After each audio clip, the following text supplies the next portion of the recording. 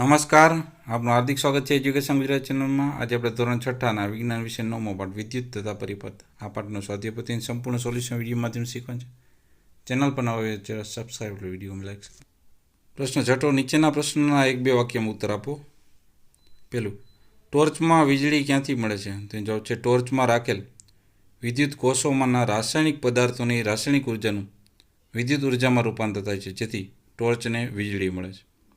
બીજો પ્રશ્ન, વિદ્યુત કોષનો ઉપયોગ થતો હોય તેવી વસ્તુના નામ જણાવો. તેનો જવાબ છે ટોર્ચ, ઘડિયાળ, કેમેરા, રેડિયો, ટીવી તથા એસી વગેરેના રિમોટ કંટ્રોલમાં વિદ્યુત કોષનો ઉપયોગ થાય છે. ત્રીજો પ્રશ્ન, વિદ્યુત કોષના ધાતુની તકતીવાળો ભાગ કયો ટર્મિનલ છે? તેનો જવાબ છે વિદ્યુત કોષમાં ધાતુની તકતીવાળો ભાગ ઋણ એટલે કે માઇનસ ટર્મિનલ છે. ચોથો પ્રશ્ન, વિદ્યુત કોષ શામાંથી વીજળી ઉત્પન્ન કરે છે? તેનો જવાબ છે વિદ્યુત કોષમાં રહેલા રાસાયણિક પદાર્થમાંથી વીજળી ઉત્પન્ન થાય છે. રાસાયણિક પ્રક્રિયા ઉત્પન્ન થયા ઇલેક્ટ્રોન E અને પ્રોટોન P+ને કારણે એનું વહન થાય એટલે વીજળી ઉત્પન્ન થાય છે. પાંચમો પ્રશ્ન, વિદ્યુત કોષ ક્યારે વીજળી આપતો બંધ થઈ જાય છે? તે જવાબ છે વિદ્યુત કોષ તેમાં રહેલા રાસાયણિક પદાર્થો વપરાઈ જાય ત્યારે વીજળી આપતો બંધ થઈ જાય છે. છઠ્ઠો પ્રશ્ન, વિદ્યુત કોષનો સિદ્ધાંત જણાવો. તેનો જવાબ છે રાસાયણિક ઉર્જાનું વિદ્યુત ઉર્જામાં રૂપાંતર. સાતમો પ્રશ્ન, વ્યાખ્યા આપો ફિલામેન્ટ.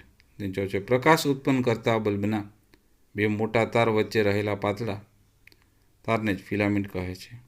આઠમો પ્રશ્ન, વ્યાખ્યા આપો વિદ્યુત પરિપથ. તેનો જવાબ છે વિદ્યુત પ્રવાહ વહેવાના સળંગ માર્ગને જ વિદ્યુત પરિપથ કહે છે. નવમો પ્રશ્ન, વિદ્યુત પરિપથમાં વિદ્યુત પ્રવાહની દિશા કઈ તરફ હોય છે? તેનો જવાબ છે વિદ્યુત પરિપથમાં વિદ્યુત પ્રવાહની દિશા વિદ્યુત કોષના ધન એટલે કે પ્લસ ટર્મિનલથી ઋણ ટર્મિનલ તરફ હોય છે. દસમો પ્રશ્ન, શાનાથી વિદ્યુત પરિપથમાં બલ્બ પ્રકાશિત થાય છે? તેનો જવાબ છે જ્યારે બલ્બના બે ટર્મિનલ વાયર દ્વારા વિદ્યુત કોષ સાથે જોડાયેલ હોય ત્યારે જ વિદ્યુત પ્રવાહ બલ્બના ફિલામેન્ટમાંથી પસાર થઈ જાય. આ રીતના બલ્બ પ્રકાશિત થાય છે. 11 પ્રશ્ન, શું આકૃતિમાં દર્શાવ્યા આવેલ પરિપથમાં બલ્બ પ્રકાશિત થશે?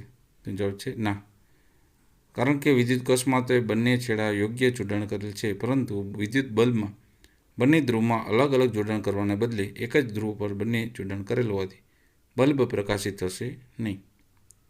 12મો પ્રશ્ન, વિદ્યુત સુવાહક પદાર્થ એટલે શું? તેના ઉદાહરણ આપો. તેનો જવાબ છે જે પદાર્થમાંથી વિદ્યુત પ્રવાહ પસાર થઈ શકે તેવા વિદ્યુત સુવાહક પદાર્થ કહે છે. દાખલા તરીકે લોખંડ, તાંબુ, એલ્યુમિનિયમ, એસિડ, માનવ શરીર, ક્ષાર યુક્ત પાણી અને અનેક ધાતુ છે એ બધા વિદ્યુતના સુવાહક હોય છે. 13મો પ્રશ્ન, વિદ્યુત અવાહક પદાર્થ એટલે શું? તેના ઉદાહરણ આપો. તેનો જવાબ છે જે પદાર્થમાંથી વિદ્યુત પ્રવાહ પસાર થઈ શકે તેને જ વિદ્યુત અવાહક પદાર્થ કહે છે. પ્લાસ્ટિક, કાગળ, કાપડ વગેરે વિદ્યુત અવાહક છે. 14મો પ્રશ્ન, કોઈ વસ્તુ સાથે વાહક ટેસ્ટરનો ઉપયોગ કરીએ એ જોવામાં આવ્યું છે કે બલ્બ પ્રકાશિત થાય છે. શું આ પદાર્થ વિદ્યુત સુવાહક છે કે વિદ્યુત અવાહક? સમજાવો. તેનો જવાબ છે વાહક ટેસ્ટર વિદ્યુત સુવાહક છે. તે કોઈ વસ્તુ સાથે વાહક ટેસ્ટરનો ઉપયોગ કરવાથી બલ્બ પ્રકાશિત થાય છે. એટલે કે પદાર્થ વિદ્યુત સુવાહક જ હોઈ શકે, પરંતુ એ પદાર્થ વિદ્યુત અવાહક હોતો નથી. 15 પ્રશ્ન, સમજાવો કે આપેલ આકૃતિમાં દર્શાવેલ પરિસ્થિતિમાં બલ્બ શા માટે પ્રકાશિત થતું? તો પરિપથ પૂર્ણ થાય અને બલ્બ પ્રકાશિત થાય. આકૃતિમાં વિદ્યુત પરિપથ પૂર્ણ જ છે, પરંતુ ટેસ્ટરનો એક છેડો કે જે પ્લાસ્ટિકનો બનેલો હોય છે તે વિદ્યુત અવાહક પદાર્થ છે, તેથી બલ્બ પ્રકાશિત થતો નથી. ત્યારબાદ છે વર્ગીકરણમાં વિદ્યુત સુવાહક પદાર્થ, વિદ્યુત અવાહક પદાર્થ. તો વિદ્યુત સુવાહકમાં આવશે જેમાંથી વિદ્યુત પસાર થાય ગ્રેફાઇટ, એલ્યુમિનિયમ, ક્ષારયુક્ત પાણી, લોખંડ, તાંબાનો તાર, ચાંદી, ધાતુની પટ્ટી વગેરે. જ્યારે વિદ્યુત અવાહકમાં આવશે પ્લાસ્ટિક, એબોનાઇટ, હવા, ચામડું, ચોક, કાચ, થર્મોકોલ અને શુદ્ધ પાણી. પ્રશ્ન નંબર 8મો છે. નીચે આપેલા પ્રશ્નના જવાબ માટે આપેલા વિકલ્પમાંથી સાચો વિકલ્પ પસંદ કરો. પહેલું, વિદ્યુત આપતું સાધન એટલે વિદ્યુત કોષ છે. બીજું, ટોર્ચના બલ્બને બે ધ્રુવ એટલે કે ટર્મિનલ હોય છે. ત્રીજું, નીચેનામાંથી વિદ્યુત સુવાહક પદાર્થ કયો છે? તાંબાનો તાર. ચોથું, નીચેનામાંથી વિદ્યુત અવાહક પદાર્થ કયો છે? તો છે કાચ. પાંચમું, સ્વિચ અને ઇલેક્ટ્રિક પ્લગના ઉપરના ભાગ જેને સ્પર્શ કરીએ છીએ તે શાના બનેલા છે? તો છે વિદ્યુત અવાહક પદાર્થના.